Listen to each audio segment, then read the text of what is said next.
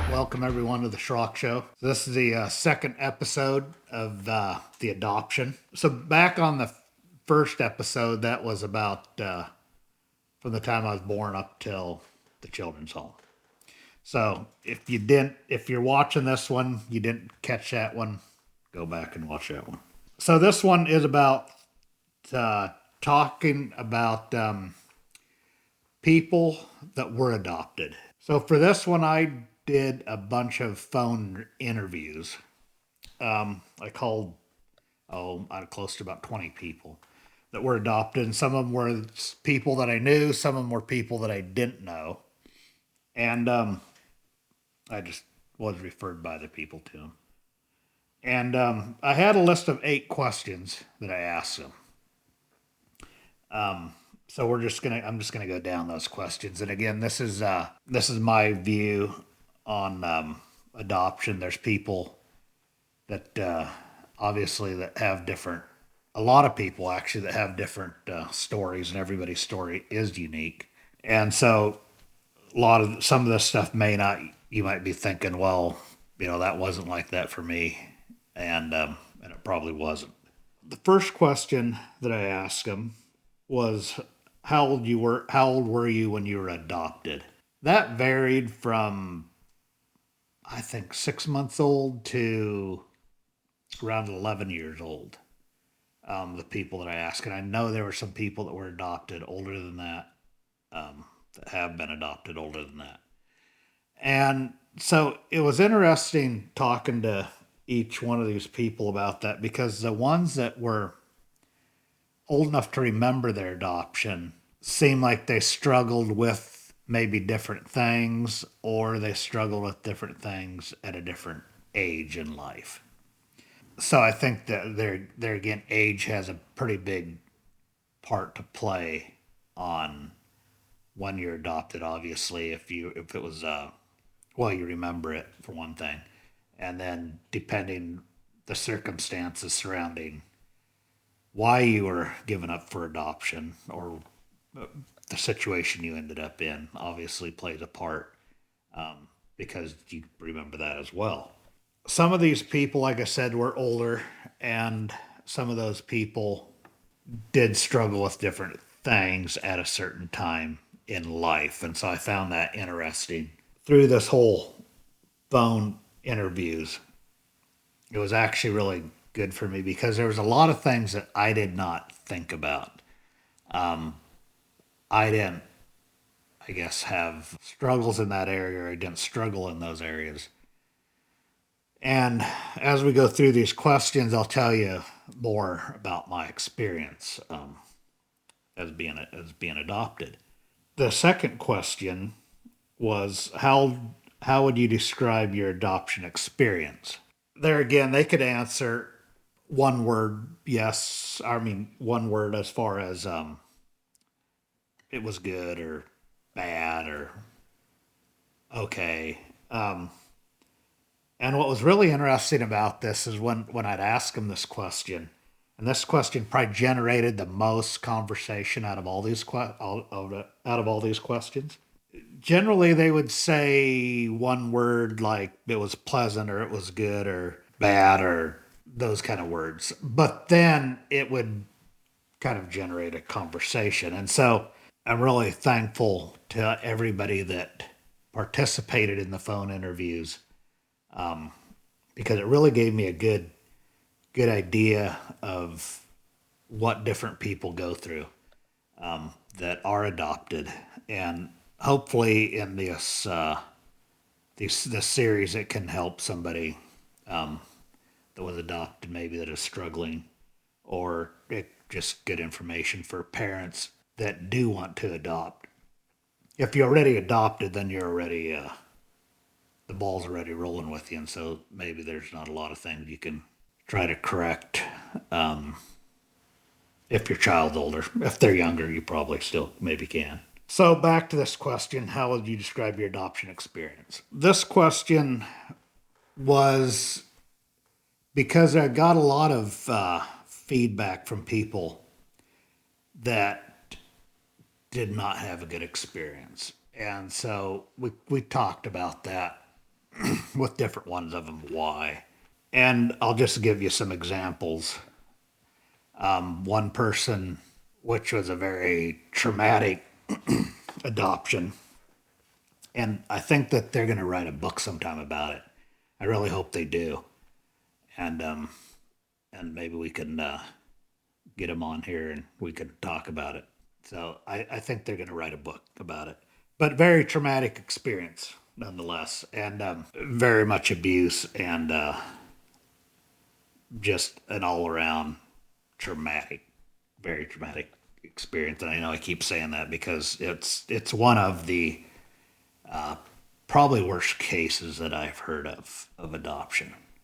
Another person told me they did not realize until they were in their teens, I believe, early teens, that one of their parents actually didn't want them. They just adopted because the other one wanted to. And the relationship went south from there. And so that was a bad deal. But I would say, on a whole, most of the people that I talked to had good experiences. I think their parents did adopt because they actually wanted the child. And in the next episode, we'll get into what the whys of all that as far as parents adopting. Like I said, that generated a lot of conversation, and I might come back to that question again. Question number 3 is: have you ever met your biological family? There again, that question was all across the board. Some of them were yes, they have, and some of them were no, they haven't. They have the information, but they are just hesitant maybe to do it. Some of them are, quite a few of them are like they would like to, but they have no information to go on.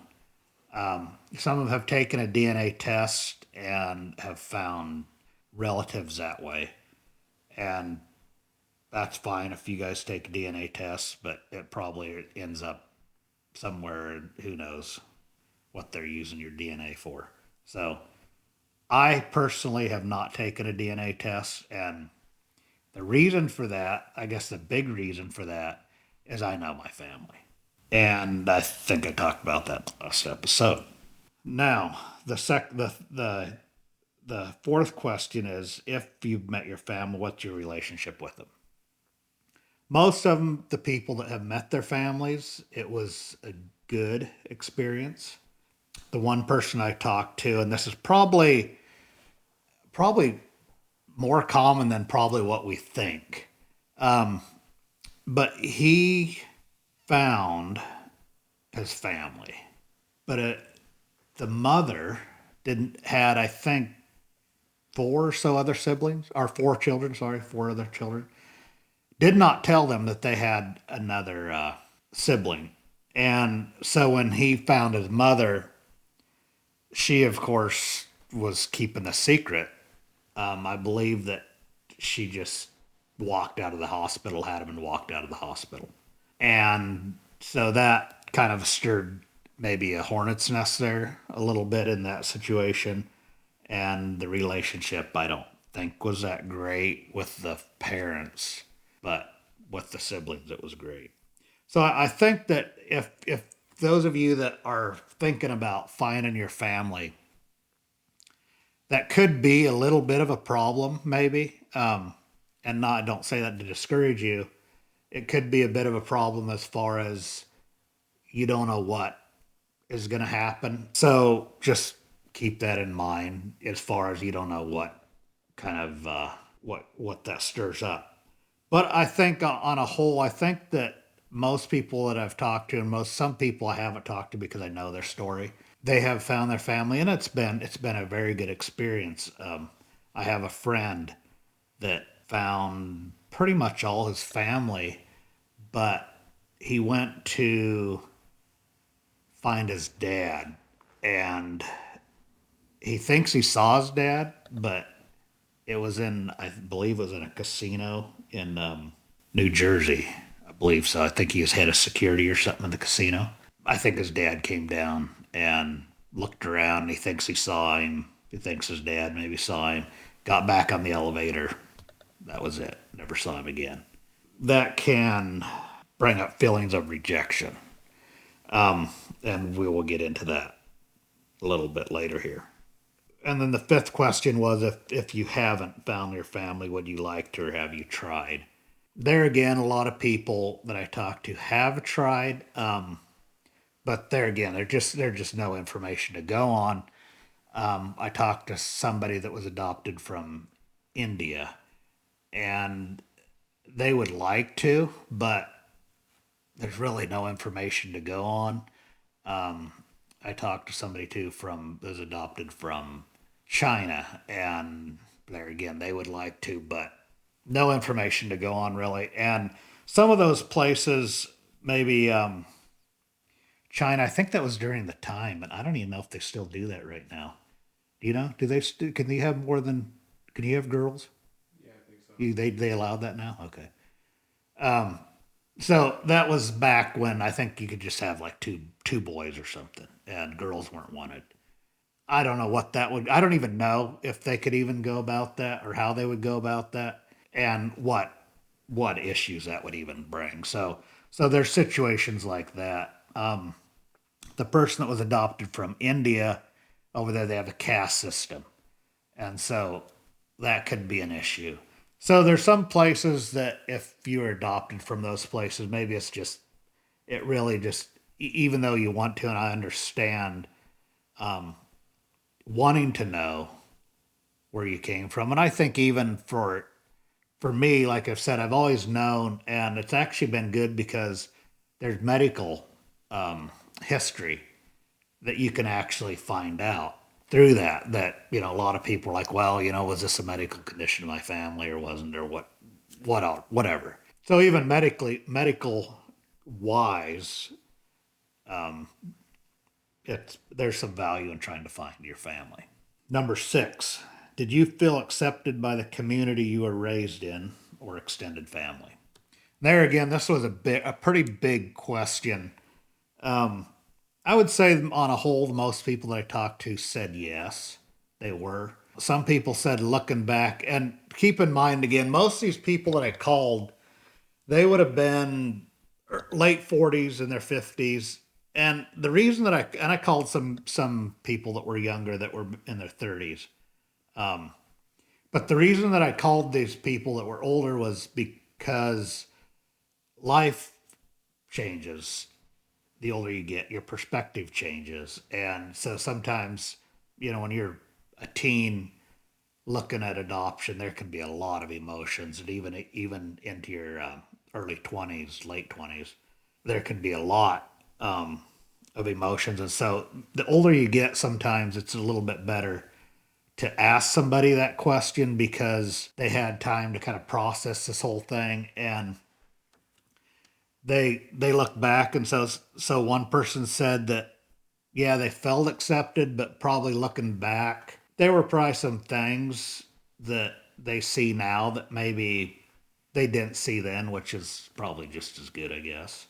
One really big thing that, and I ran into this too, and I think everybody that probably is adopted, especially if you're a different color, whether you're African American or Asian or Central American or South American, and you're adopted into a white family. A lot of people will say, now which one was adopted? Which is really the dumbest question. I mean, look at the family. The person's different color was the one that was adopted. I mean, generally, unless there was something else going on. But that was, I think that's a question that most people ran into.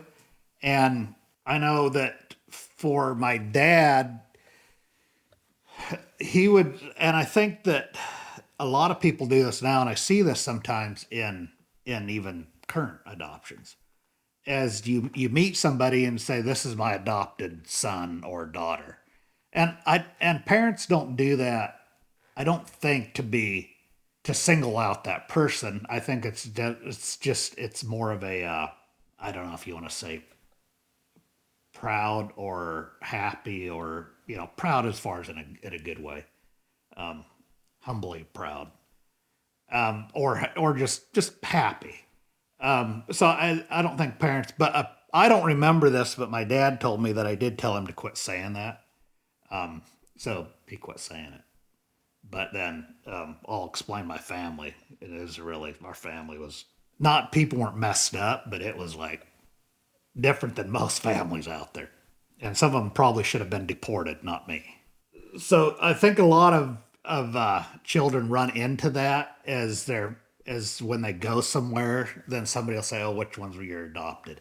And I talked to some people that said, "Yeah, that was like that for them," and but most of them said their parents handled it pretty well, as far as kind of tried to maybe get out in front of that or kind of buffer that to make their child not feel different. So that question for me, I thought about a lot. And I'd never really thought about that question, whether you're accepted by your community or extended family. So I'll start with myself. Extended family, in my family, there were people that were adopted. I have a few, I don't know, a handful of first cousins that were adopted. And then the church that we went to had a lot of people that were adopted. There was a family that adopted five from South America, but there were some other people too that were adopted.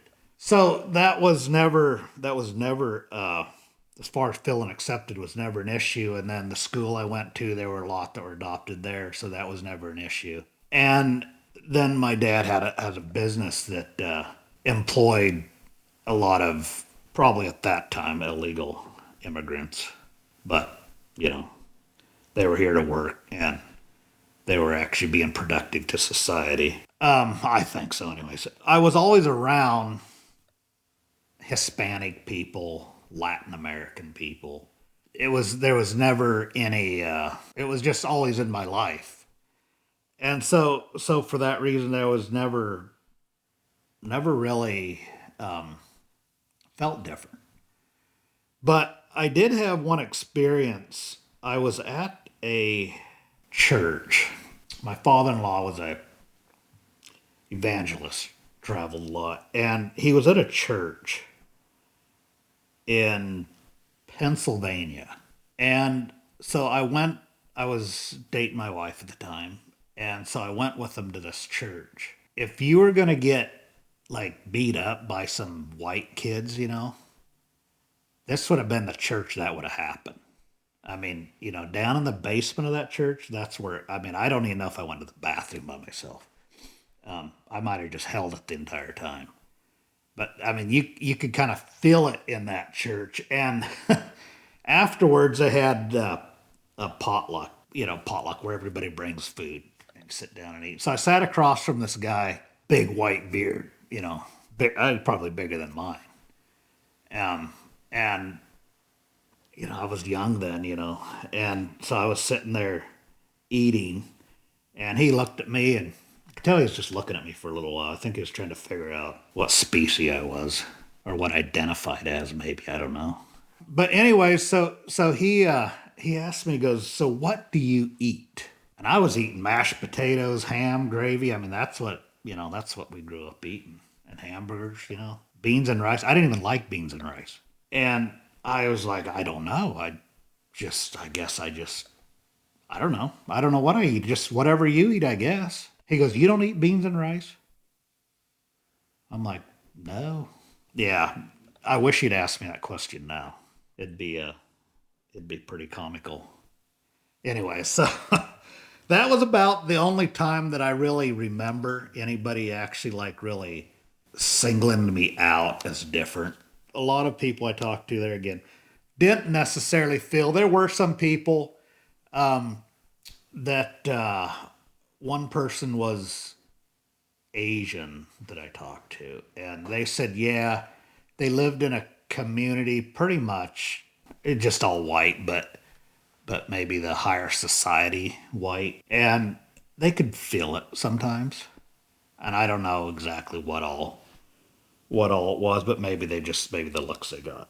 The other reason that I don't think that I felt different, and I know that some people that were adopted with multiple other people that were adopted, maybe there's two that were adopted or three or 5 or something.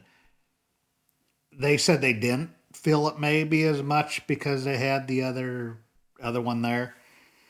And back to my family, when I was adopted by my parents, they had 4 children. Sorry, they had 3. They adopted me, then they had another one. So there's 5 of us. Then my mom got cancer and passed away. And so my dad remarried again. So the lady he remarried had 3 children. And then they had 3 children of their own. So there's 11. And so the reason I'm saying this is because I never thought of that question. And I'm wondering the reason why is because in that family, there was kind of like 3 different families. And so there was not really anybody that was like, this is my parents and flesh and blood. It was, yeah, I had the same dad or the same mom. But so that was, everybody was kind of a little bit, if you want to say misfit, I guess. But it was good. It was good. And so I'm wondering if maybe that's why I didn't have those feelings. The other thing too is with my adoption, like I talked about last time, was I was not given up. I was not abandoned because somebody did not want me. They did want me. They just simply could not. They didn't have the money, or the like I said, the resources to take care of me. So I know a lot of people that I talk to are now in their 50s, like I said, and they've kind of came through a time of just processing and dealing with being rejected, because a lot of adoptees have been rejected for one reason or the other. And so I thought that was very interesting because I never really faced that feeling. And I was asked that a lot when I talked to people. Like, did you ever feel rejected? And the answer was no. I was not rejected by my biological family. I wasn't rejected by my adopted family. So that is another thing that it was very interesting to me, is that a lot, and that was another reason that I ask older people, is because they had time to process that and those feelings, and they tell you what, if you guys ever want to adopt, there's a lot of people I can give you names or numbers or to get in contact with and talk. They have a lot of good advice on that, a lot more than I do, simply because their adoption experience was different and they dealt with different things. I think that is all for this episode. We'll continue on the next episode. So if you're watching these, stay tuned in by either following on Instagram or subscribe on YouTube. And we at least have another episode coming up, and maybe 2 more. So thank you again.